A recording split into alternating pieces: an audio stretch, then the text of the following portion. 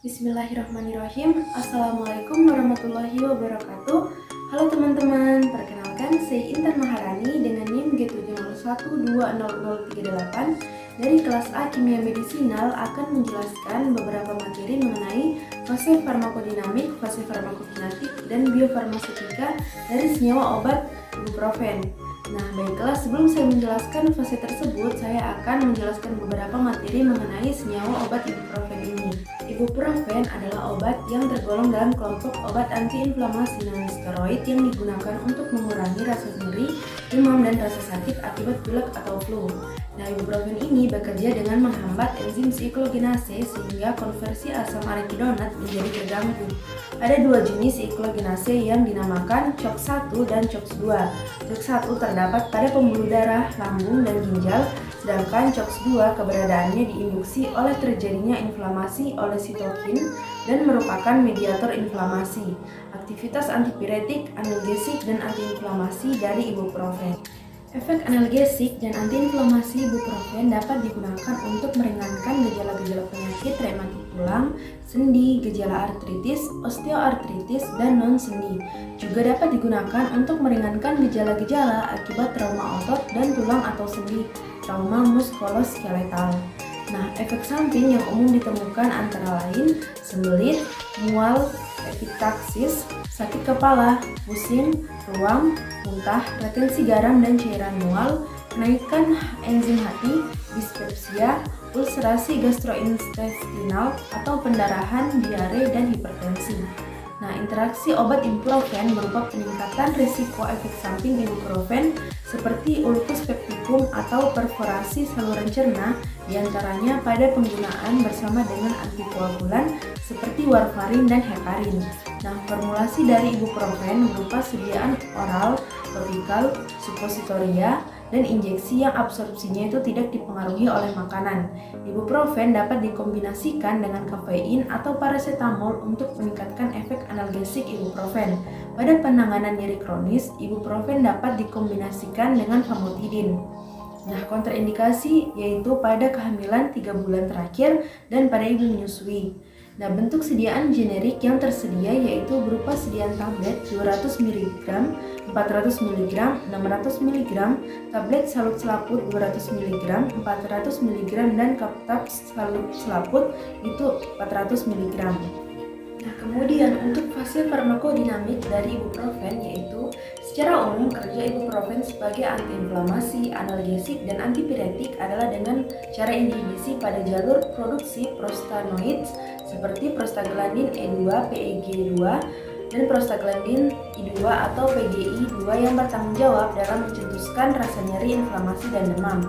Ibuprofen hanya efektif terhadap nyeri dengan intensitas rendah sampai sedang dan efektif terhadap rasa nyeri yang berkaitan dengan inflamasi atau kerusakan jaringan.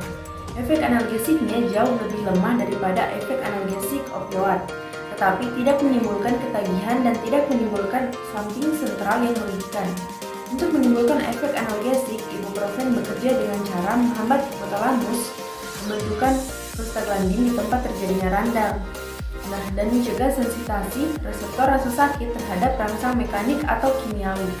Ibuprofen akan menurunkan suhu badan dalam keadaan demam. Nah, demam yang menyertai infeksi dianggap timbul akibat dua mekanisme kerja, yaitu yang pertama adalah pembentukan prostaglandin di dalam susunan syaraf pusat sebagai respon terhadap bakteri pirogen dan adanya efek interleukin 1 pada hipotalamus. Nah, ibuprofen ini menghambat baik pirogen yang diinduksi oleh pembentukan prostaglandin maupun respon susunan syaraf pusat terhadap interleukin, sehingga dapat mengatur kembali termostat di hipotalamus dan memudahkan pelepasan panas dengan jalan vasodilatasi. Nah, kemudian mekanisme kerja sebagai antiinflamasi dari ibuprofen ini yaitu efek inflamasi dari ibuprofen dicapai apabila penggunaan pada dosis 1200 sampai dengan 2400 mg per hari. Nah, inflamasi adalah suatu respon yang jaringannya itu terhadap rangsangan fisik atau kimiawi yang merusak.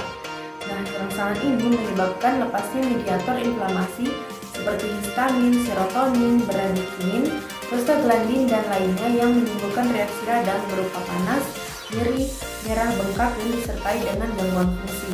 Nah, kemudian ibuprofen dapat dimanfaatkan pada pengobatan muskuloskeletal seperti artritis reumatoid atau RA, kemudian osteoartritis atau OA, dan spondilitis ankilosa. Namun, ibuprofen hanya meringankan gejala nyeri dan inflamasi yang berkaitan dengan penyakitnya secara simptomatik, tidak menunjukkan, memperbaiki, atau mencegah kerusakan jaringan pada kelainan muskuloskeletal. Kemudian untuk fase farmakokinetik dari ibuprofen ini yaitu ibuprofen cepat diabsorpsi lalu kemudian dimetabolisme di dalam hati secara cepat dan didistribusikan ke seluruh jaringan tubuh. Waktu paru ibuprofen adalah sekitar 2 jam dan diekskresikan secara lengkap dalam 24 jam. Nah, untuk pembahasan lebih jelasnya yaitu yang pertama adalah proses absorpsi. Nah, ibuprofen cepat diabsorpsi. Setelah konsumsi secara peroral, biofabilitas obat adalah 80%. Ibuprofen lisin atau garam ibuprofen lebih cepat diabsorpsi dibandingkan dengan jenis asam ibuprofen. Konsentrasi puncak ibuprofen lisin atau garam ibuprofen adalah sekitar 45 menit, sedangkan asam ibuprofen adalah sekitar 90 menit. Konsentrasi puncak ibuprofen adalah serum umumnya berlangsung dalam 1-2 jam. Nah, biofabilitas obat hampir tidak dipengaruhi oleh makanan, juga tidak terdapat interferensi absorpsi ibuprofen. Apabila diberikan bersamaan dengan antasida, baik yang mengandung aluminium hidroksida maupun magnesium hidroksida. Nah, kemudian yang kedua itu adalah proses distribusi. Nah, ibuprofen didistribusikan ke seluruh jaringan tubuh, terutama berkonsentrasi dalam cairan sinovial. Keberadaan obat ibuprofen dalam cairan sinovial adalah lebih lama daripada dalam plasma. Obat ini terikat dalam protein sekitar 90-99%, terutama dengan albumin. Nah, kemudian untuk metabolisme yaitu ibuprofen secara cepat dimetabolisme di dalam hati, menghasilkan metabolit seperti asam propionat, fenyl hidroksimetil propil, dan asam propionik fenyl karboksipropil. Nah, kemudian untuk proses eliminasi yaitu atau ekskresi, waktu paruh obat adalah serum sekitar 1,8 hingga 2 jam. Ekskresi ibuprofen lengkap dalam 24 jam setelah dosis terakhir, sekitar 45% sampai 79% dari dosis obat yang diabsorpsi secara peroral ditemukan dalam urin dalam bentuk metabolit, sedangkan bentuk ibuprofen bebas atau terkonjugasi masing-masing adalah sekitar 1% dan 14%. Nah, kemudian untuk biofarmaseutika ibuprofen tersendiri itu adalah pengkajian faktor-faktor fisiologis dan farmaseutik dari ibuprofen yang mempengaruhi pelepasan obat ibuprofen ini dan absorpsinya dari bentuk sediaan, sifat-sifat fisika kimia dari obat ibuprofen dan bahan-bahan tambahan, menetapkan laju pelepasan obat dari bentuk sediaan dan melewati transport berikutnya melewati membran-membran biologis. Sedangkan fisiologis dan kenyataan biokimia menentukan nasibnya dalam tubuh. Penyampaian optimal dari pusat aktif ke tempat aksi tergantung pada pengertian dari interaksi spesifik antara variabel-variabel formulasi dan variabel-variabel biologis. Nah, baiklah, itu saja yang dapat saya sampaikan. Lebih dan kurangnya saya mohon maaf.